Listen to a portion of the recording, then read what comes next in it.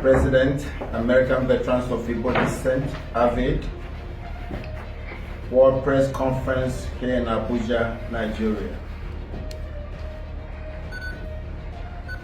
Ladies and gentlemen of the press, friends of justice, compatriots at home and abroad, we are not here for polite diplomacy. We are here to speak truth to a power that hides behind manners while enabling injustice. This is an indictment not only of Nigeria's persecution of Nnamdi Kanu, but of Britain's deliberate complicity in violating the UN Convention Against Torture in Article 5 to 7 and the Re Auto Judice principle. Britain has abandoned its own citizens to torture, and history will remember. 4 years of silence, 4 years of complicity. For over 4 years, Nnamdi Kanu has been detained after being abducted in Kenya on 27th June 2021. This was not an arrest. It was a kidnapping, violating Kenya's sovereignty under Article 2, subsection 4 of the UN Charter. The African Charter was violated. The UN Convention Against Torture was violated. As the UK Supreme Court ruled in Belhave versus Straw 2017, rendition is a violation of international law and fundamental rights. Britain's response with a question, a whisper for clarification. Britain's silence is not golden. It is crimson with complicity.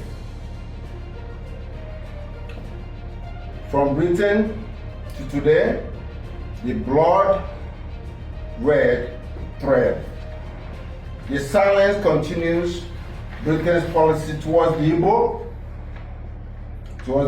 from 1967 to 1970. You armed Nigeria and ignored the starvation of millions. Half a century later, that policy is unchanged. Britain's betrayal of the Igbo did not end in 1970. It simply changed uniform.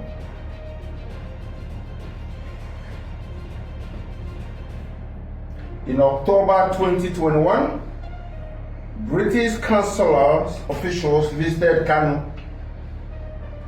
Days later, Nigeria amended charges, dropping reference to London broadcasts.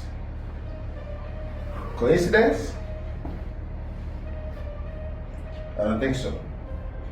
This coordination violates the Vienna Convention on Consular Relations, Article 5, and the ICCPR, Article 14. Britain didn't just look away, it helped script the persecution of Nnamdi Kanu. Let's get to the dual citizenship excuse. Britain claims he is also Nigerian. Our hands are tied. International law disagrees. The ICJ in Nottingham 1955, genuine citizenship triggers protection. UK Consular Guidance 2023, Section 3, Subsection 1, assistance is mandatory irrespective of dual nationality. El Salvador versus UK, ECHR 2016, denial of consular access violates Article 3. Dual nationality is not a death sentence unless Britain makes it one.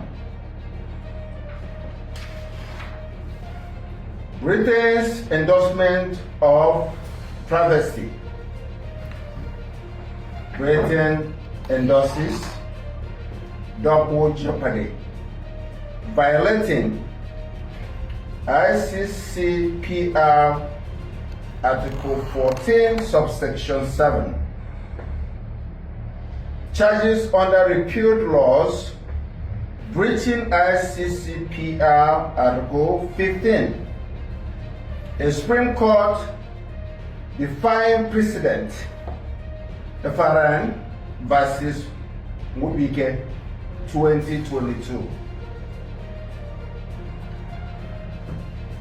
Britain would never accept this for a British citizen in Europe. But for an Igbo man in Africa, in Nigeria, it is business as usual. Protecting the colonial Frankenstein. Why? Because Kanu challenges the artificial state Britain built in 1914, because he's an Igbo man.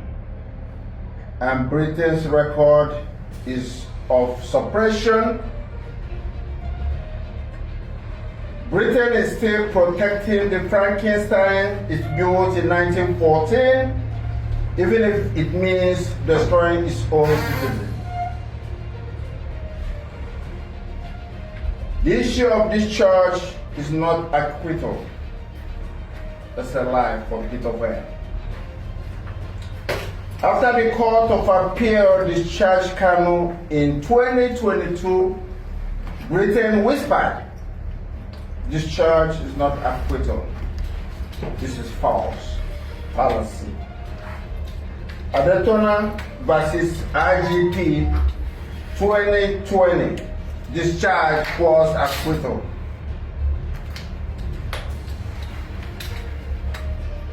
Unison versus Lord Chancellor 2017, governments must uphold the rule of law.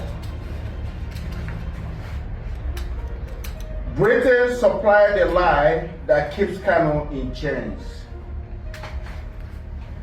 The present danger.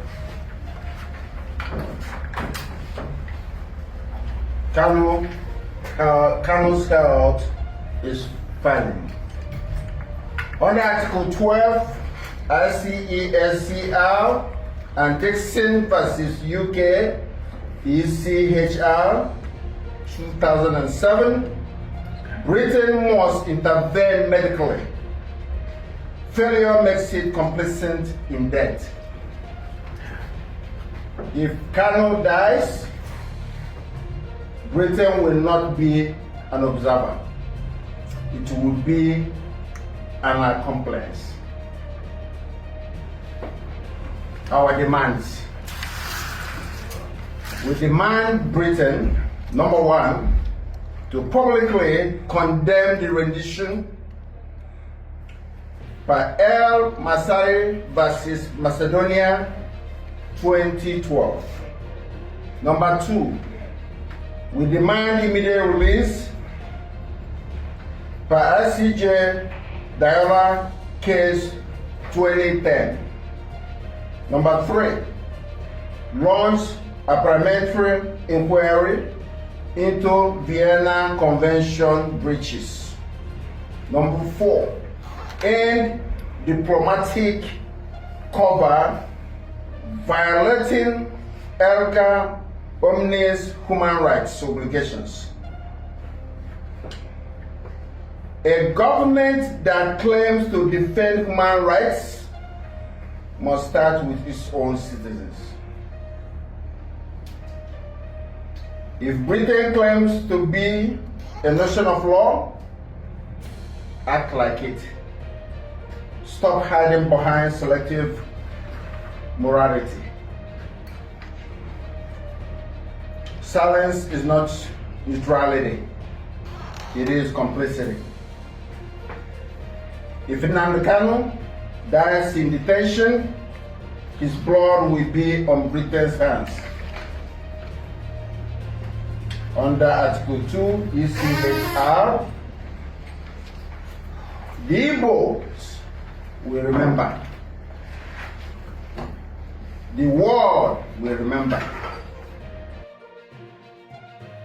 So, a group that calls itself American Veterans of Igbo Descent, AVID, in Abuja, on the 14th of August held a press conference requesting for Mr. Nnamdi Kanu to be released after over 4 years of detention, despite a number of court judgments that has favored him, directing him to be released. This is good for him and his supporters, and the reason is because he appears to be the only politically held prisoner right now in Nigeria that was arrested under the Buhari-led government. It's been over 2 years since Buhari left office and even passed on, and he's been held down. It hasn't brought any peace to the southeast of Nigeria, rather it has brought more problems to the people of the southeast. It has been requested several in the past by individuals for him to be released, but this time around a group such as AVID is requesting for his release. Why is this interesting? Number one, it helps to elevate international pressure, spotlighting the inactions of Britain to act on behalf of their citizens. Number two, it shifts the narrative to human rights and medical grounds for the release of Nnamdi Kanu.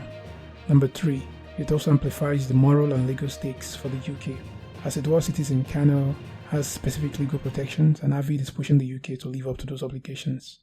Failure to act would mean that the UK is complicit in any harm that befalls him. And then number four, it also adds weight domestically within Nigeria. While the focus of the press conference was on Britain's role, the event indirectly pressures Nigerian, bringing in international legal norms and public scrutiny. The question is, will the Nigerian government listen? Will they do the needful? We'll wait to see. If you're not yet subscribed on this channel, please don't fail to do so. This is Fix Africa News Network. We always bring you the news unbiased. Thanks.